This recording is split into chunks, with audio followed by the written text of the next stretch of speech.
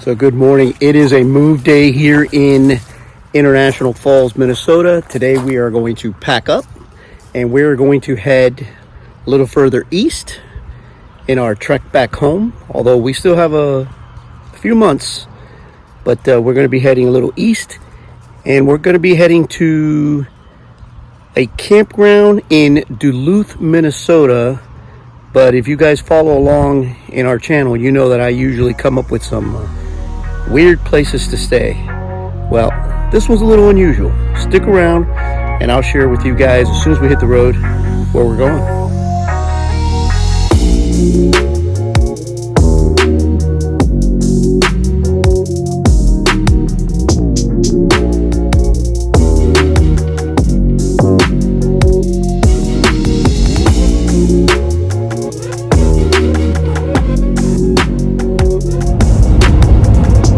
So we are on the road this morning. We have left International Falls, Minnesota, which was a good time. Like I mentioned in that video, it was more like vacationing from RVing. We took a break because of the issues that place had gone through. We really didn't do much, but we're on the road. We're heading to a new place. New adventures await us. We are heading to Duluth, Minnesota. Now, Duluth, Minnesota happens to be on the coast of the lake, one of the big lakes. And we are staying at a place called Lakehead Boat Basin Campground. I mentioned to you guys it was a little different because I like doing little weird things like that. So what's interesting about this campground is that now during the summer, they have this huge parking lot, which during the winter is a storage facility for boats. People take their boats out of the lake, which obviously the lake freezes. And they store them at this place. Well, during the summer, while all the boats are on the water and everybody's doing their thing, this empty, basically parking lot looking area is converted into a campground, and that's where we're going to stay. It is right smack in the city of Duluth. Well, not right in the middle, but within a few minutes. Actually, if you look at the reviews, it's actually within walking distance to all the major areas there in the city of Duluth. So we are right smack in the middle. It's kind of interesting. I'm kind of looking forward to it. I don't know what to expect. I know that the reviews say that it's basically a parking lot, which we're okay with, because again, forecast shows that 2 out of the 3 days that we're going to be there calls for rain. But we're going to make the best of it. Another interesting thing about the actual campground or the marina that we're staying at, on one side of the marina, you are in Minnesota, and the marina, which is Duluth Harbor, actually has the border that runs right through it between Wisconsin and Minnesota. So at any given time, we can jump in the truck and go to Wisconsin or be in Wisconsin, in Minnesota. So pretty interesting. We're going to be right on the border there. But there's a few things that we got planned that we're going to share with you guys while we're there. We're going to do, of course, that is providing the weather gives us a little break here and there. All right, so we made it. We made it to Duluth, Minnesota. I'm not going to tell you it was an easy ride in here. Bunch of construction right outside, right on Highway I-35 or US I-35 and 53, which is the state road that we took all the way from International Falls. It wasn't without its challenges. There are a bunch of detours and stuff like that, but it doesn't matter to us. We made it. I had my doubts about the campground, and I use the term campground loosely because this is really not a campground. This is not a campground. However, it has full hookups. Okay, can't go wrong there. Albeit the hookups are a little bit kind of weird, and I'll show you a quick video here on how the hookups are connected. But we have hookups. The best part is, yes, it is a parking lot, but look at look at the front of our RV. Look at what we have to view every morning as we get up. So check this out. Check this out. You can't go wrong. You can't go wrong with this view. Absolutely gorgeous. Absolutely gorgeous. Nice breeze coming in off the water. And we get to look at boats. And at night, I'm wondering what this looks like at night. Probably a cool place. But we made it. Whatever we do here in Duluth, we're going to bring to you guys. We're going to share it. So we arrived here in Duluth and hit the road running. One of the first things we came to see, which actually we happen to be stuck in right now, is this bridge. It's this bridge Aerial lift. that is called. It's an aerial lift bridge. It's not your conventional, both sides go up, and it just so happens that it's actually coming down right now because a boat just went through. It lifts the entire roadway straight up. See if I can get video from the side.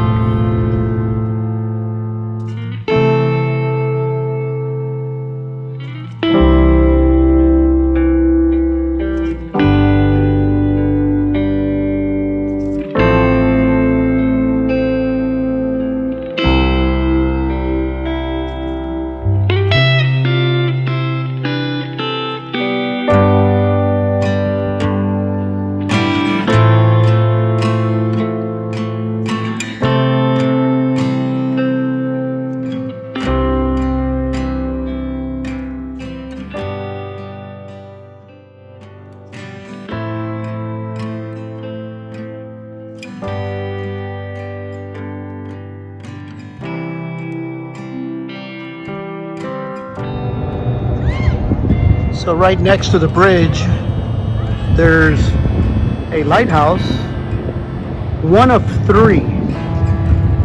As we walk down this pier, there's a couple of other ones at the end.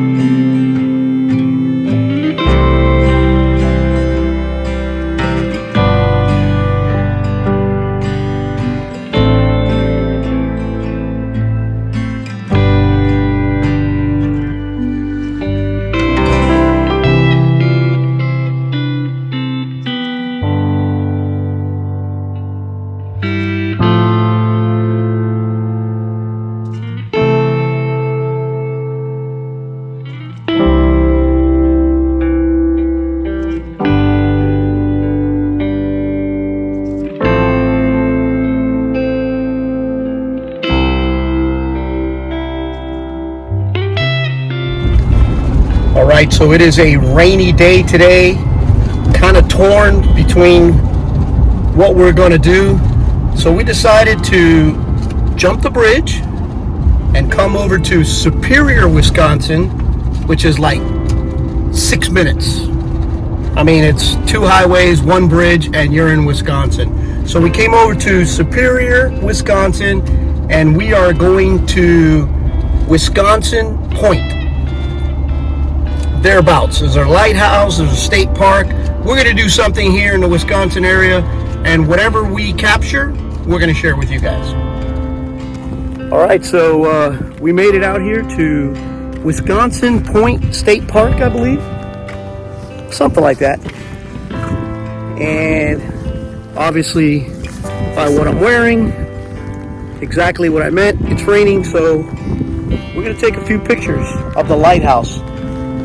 I'll show you guys.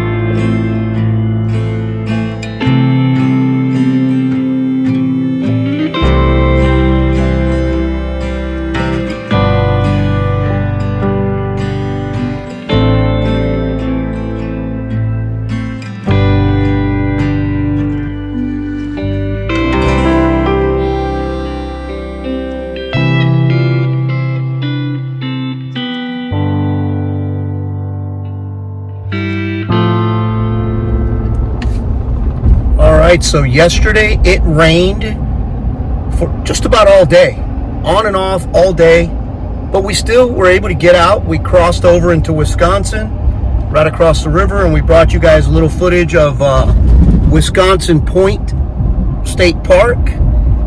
But this morning, beautiful day, woke up 67 degrees. We are on the road. We are going to head out to Two Harbors,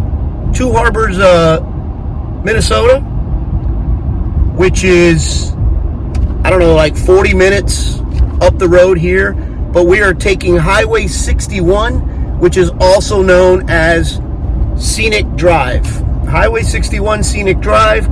I have my dash cam running. If we run across something cool or something that worth sharing, we absolutely will. But when we get to Two Harbors, we're going to do a little exploring. We might even do a little hiking. Whatever we do, we will share. All right, so we made it to Split Rock Lighthouse State Park. We are on a trail right now. It's a real short one. Heading out to get some photographs of the lighthouse. Little information about the state park. It's $7 per car. As soon as you drive into the park, there's no guard shack. You got to pull over to the visitor center and either leave your fee in an envelope outside or go inside and pay. And then you can enjoy all the parks. Now, if you want to tour the lighthouse itself, that's a whole separate fee altogether, and a whole separate area. But we're going to take this trail and we're going to check out this lighthouse.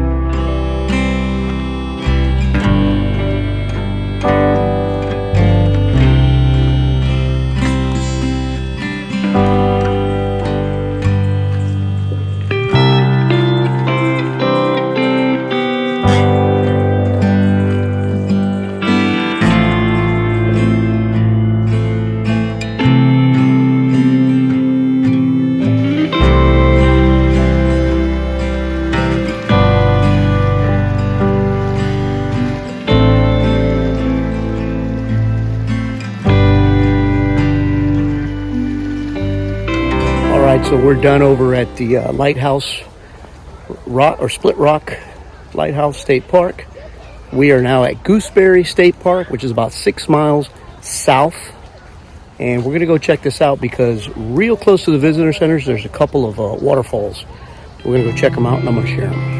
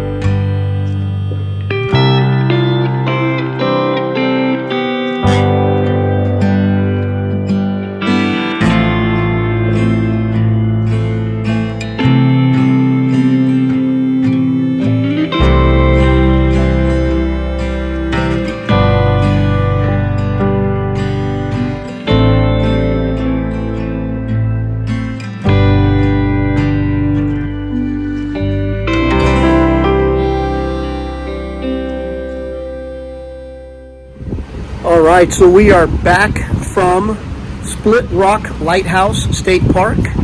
We are back in the campground. We had a good time. We had a great time there. So I'm going to give you guys a little summary of what we thought about the drive and the parks themselves. Let's start off with a little bit of information. In the event that you're looking to come up to this area, and you like hearing about this stuff so you can make some good educated choices.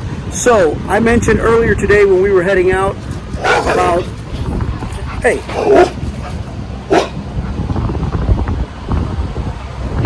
gets a little excited around other dogs. I don't know what the problem is. So I mentioned earlier that you take Route 61, or I should say Highway 61, which is called a scenic drive. Well, come to find out that if you take Interstate 35 leaving Duluth heading northbound along the coast, you got to pay close attention because you'll drive right by it. I-35 about 7 miles north of Duluth kind of dies off and it connects to Highway 61. Now, right where that connects to Highway 61, there's a little sign right off to the right hand side which says Scenic Drive. Now mind you, when you do any kind of Googling or anything like that, they tell you that Highway 61 is the actual scenic drive. Well, I'm here to tell you that it's not. If you stay on Highway 61, you're not going to see anything but trees to the left and trees to the right. You got to make sure that you grab, it's also called 61, but it's a different color sign on the map, on Google, on the GPS. Highway 61 is pretty pronounced. I mean, it's pretty big. So you got to make sure that you grab what's called Scenic Drive. It's actually called Scenic Drive at some points, and at other points it's called North Shore Drive. There you go, North Shore Drive. Now, if you grab that one, yeah, it's a little bit more scenic. I'm not going to tell you that it's something to, it's breathtaking, but there are some pretty views, obviously, all of the lake, and some beautiful homes that I wish I could afford along that same drive. Those are pretty cool. But it's not something that's going to be breathtaking, but definitely worth it. If you're into getting there really, really quick, then take 61, the conventional 61. You can drive 65 miles an hour. Otherwise, the other one, I believe, is 55. So, it's a little slower, but it is a little bit more appealing, okay? You get to see the lake a little bit more, but nothing, like I said, nothing breathtaking. So that's it. Then when you get into Two Harbors, when you enter Two Harbors from the south, as you leave Duluth, Split Rock State Park is almost on the other side of Two Harbors. So it's about another 20 miles once you enter Two Harbors, about another 20 miles to get to Split Rock State Park, which is very pretty.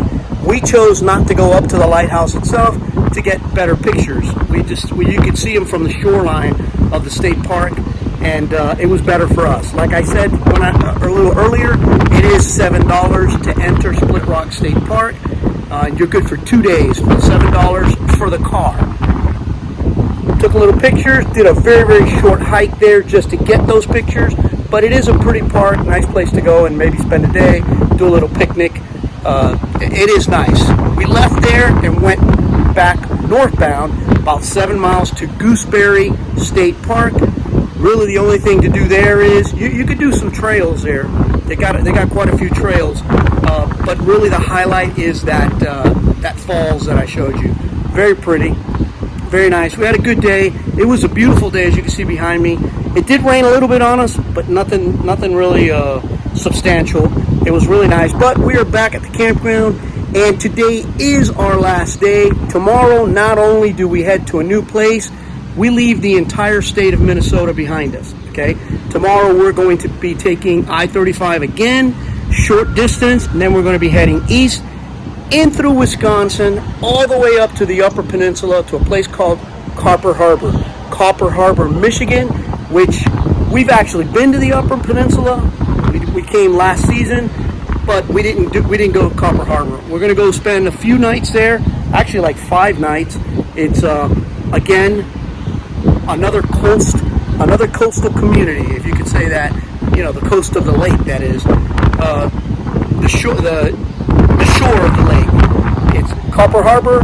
It's actually a 5-hour drive, but it's going to be a 6-hour day because, believe it or not, and I did not know this, the Upper Peninsula of Michigan is Eastern Standard Time. So tomorrow, for the first time since March, we are going to be back on Eastern Time. That's what we got planned for tomorrow. But today, to close out this video, we are going to be doing the map, which is right behind me, because we're going to be closing the chapter on Minnesota. And there's only one way to do that, and that's by adding a sticker onto our map. Here we go.